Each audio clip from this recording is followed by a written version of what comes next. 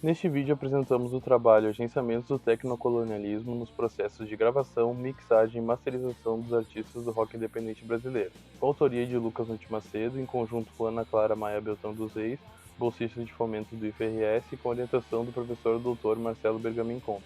Buscamos compreender como os agenciamentos da precariedade, por exemplo, enjames, improvisos e gambiarras, afetam o processo de gravação, mixagem e masterização e, por conseguinte, as timbragens das canções analisadas.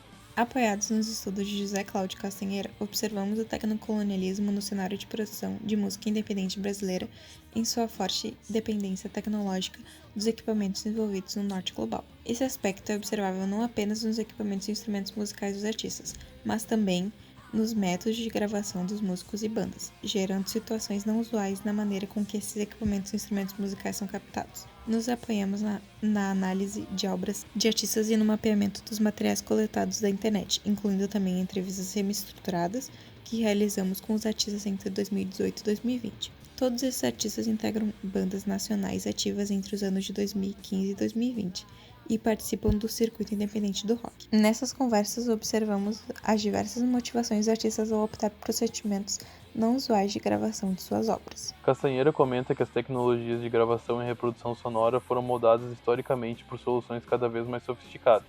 Perspectiva essa que está relacionada a um fetiche pela tecnologia. Assim, a indústria fonográfica segue as lógicas da obsolescência acelerada dos séculos 20 e 21, forçando engenheiros de som e músicos a se manterem constantemente atualizados com a chegada de novas gerações de hardware e software. Tais mudanças constantes também implicam em altos custos para as empresas e artistas do setor. Essa mudança que Castanheira reconhece ocorrer no estúdio também se manifesta em todos os processos artísticos do músico contemporâneo, pois seus pedais de efeito, suas guitarras, microfones, tudo passa por uma lógica industrial. Vejamos seguir suas limitações e estratégias para driblar esse precário cenário. Para fim de análise, separamos em grupos que efetuam diferentes técnicas de gravação. 1. Os que gravam ao vivo no estúdio, driblando o método padrão de captar os instrumentos individualmente, multitrilha. E 2. Os que gravam em casa sem o aparato técnico de um estúdio profissional, porém usando o método multitrilha de estúdio. Bandas que gravam ao vivo no estúdio. Nesse tópico temos o caso da banda porto-alegrense Cine Baltimore, que no ano de 2017 lançou um álbum homônimo gravado, mixado e masterizado no Dub Studio. A peculiaridade nesse caso é que o baterista Fábio Gabardo e o guitarrista e compositor da banda Eduardo Norman são donos do estúdio, facilitando diversos dos entraves relatados pelas bandas abordadas nesse trabalho, que fazem o processo de gravação em casa, por exemplo.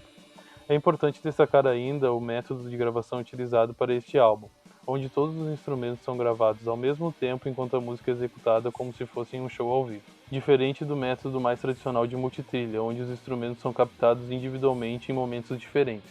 A gravação ao vivo torna-se bastante interessante para o caso da Cine Baltimore, visto que é uma banda que privilegia suas duas guitarras estridentes cheias de riffs, modulações e interferências. Nos shows, a sujeira torna-se ainda mais potente, porque os reflexos sonoros da casa noturna e microfonações tornam o evento ainda mais ruidoso e rico sensorialmente. A baixista Julia Bart nos dá uma pista de que esse pode ter sido o motivo da escolha da banda por se gravar ao vivo no estúdio, quando se refere à sonoridade da banda. Acho que todas as bandas do Edu têm esse problema, são muito melhores ao vivo do que as gravações. E eu acho que tem muito a ver com a sujeira. Exato. No entanto, mesmo gravando ao vivo, o estúdio não faz jus à potência dos shows da banda, pois a sala onde o conjunto gravou suas canções segue as normas de isolamento acústico e eliminação de reflexos e reverberações.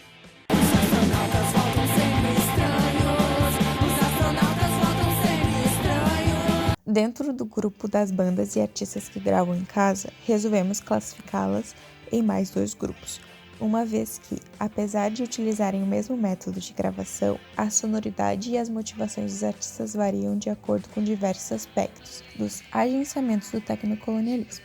Estes artistas utilizam poucos recursos, geralmente o notebook, munidos de software de edição de áudio não linear, uma interface de áudio externa com conexão USB, alguns microfones e um teclado sintetizador. Mas cabe notar que estes equipamentos seguem as padronizações tecnocoloniais que mencionamos antes. Utilizar os equipamentos que estão à disposição para criar um tipo de timbre foi o método explorado pelo artista pernambucano Zeca Viana para a gravação de seu terceiro álbum Instância, gravado em casa e lançado em 2015.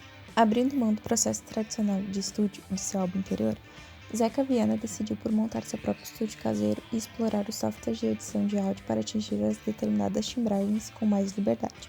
Então, quando eu voltei a morar em Recife, que foi em 2012, por aí, então o Disco Constância ficou pronto em 2015. Então eu passei 2 anos aí realmente só pesquisando timbragem. E foi quando eu fui pesquisar a fundo masterização, mixagem e tal. Eu passei 2 anos só realmente estudando isso, assim, focado 100% no meu trabalho. E foi aí que eu descobri os VSTIs, né?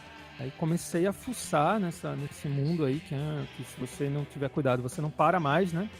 Amparado por seu home studio, software de edição e usando seu teclado MIDI, Zeca consegue compor diferentes sonoridades para o álbum, desde o psicodélico, onde o teclado é colocado no fundo na mixagem para criar uma ambientação onde a bateria e o riff de guitarra ganham destaque, até uma sonoridade onírica, que é o caso da música Estância, onde o efeito estridente do teclado em composição com um reverb na voz e guitarra criando uma estética própria do artista.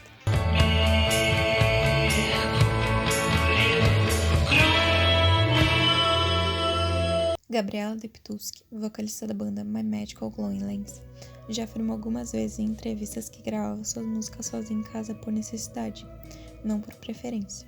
Após a criação da banda, Gabriela e os outros membros passaram a compor e produzir as músicas em conjunto. O que estão em mais experimentações?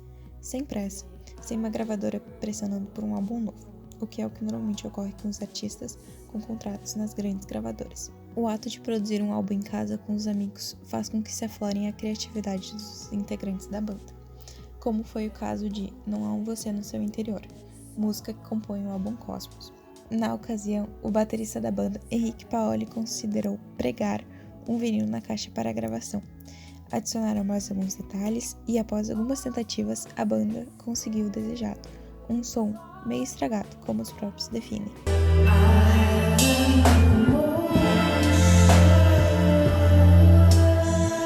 Como um resultado parcial, observamos que é comum no universo da música independente a necessidade de realizar enjambres e gambiarras através dos quais os músicos adotam diferentes estratégias amadoras ao realizarem eles mesmos os processos de gravação, mixagem e ou masterização. São os próprios músicos que mixam suas peças em softwares e simulam instrumentos orgânicos com plugins digitais. Ao observar como esses processos afetam a sonoridade das bandas, o que constata-se até esse estágio da pesquisa é a confirmação da hipótese de que a precariedade e o tecnocolonialismo têm agência e de fato afetam e moldam as timbragens dos artistas analisados.